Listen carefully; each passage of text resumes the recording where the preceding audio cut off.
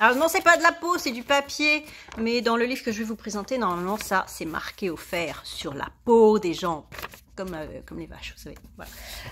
Il s'agit de Triangle Noir de Nico Taquian aux éditions Calman Lévy Noir, le nouveau thriller de Nico Taquian. Alors, c'était super bien. Je l'ai avalé, je l'ai dévoré, je l'ai bouffé. Mais il n'y a pas de twist à la fin, tout ça. C'est une enquête quand même qui mêle occulte et intelligence artificielle. On a donc un flic qui est mis sur une affaire parce qu'on a retrouvé des corps de jeunes hommes dont il manque des organes et qui ont cette trace sur l'épaule, un marquage. C'est pas un tatouage, hein, c'est vraiment un marquage au fer. Et il se trouve que une des personnes que lui recherche en tant que flic est ce cadavre.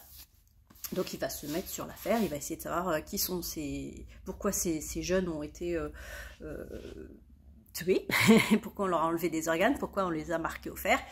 Et à côté de ça, pas très loin, on a un criminologue, un psychologue criminologue expert dans les crimes totémiques qui vient prendre une sorte de retraite pour écrire un livre et de temps en temps la police, enfin la gendarmerie lui demande son avis et là on lui demande son avis sur ce crime parce qu'on voit qu'il y a un marquage et tout, donc c'est assez bizarre. Mais il est tout de suite écarté de l'enquête.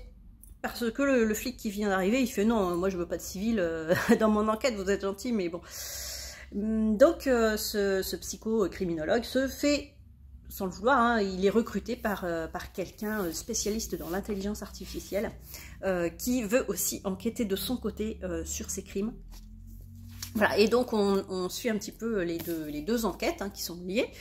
Et donc c'était très bien parce qu'on a envie de savoir pourquoi pourquoi faire ça et il y a un contraste en fait entre l'intelligence artificielle et ces crimes un peu sordides et occultes parce qu'il y a un peu d'occulte dedans aussi.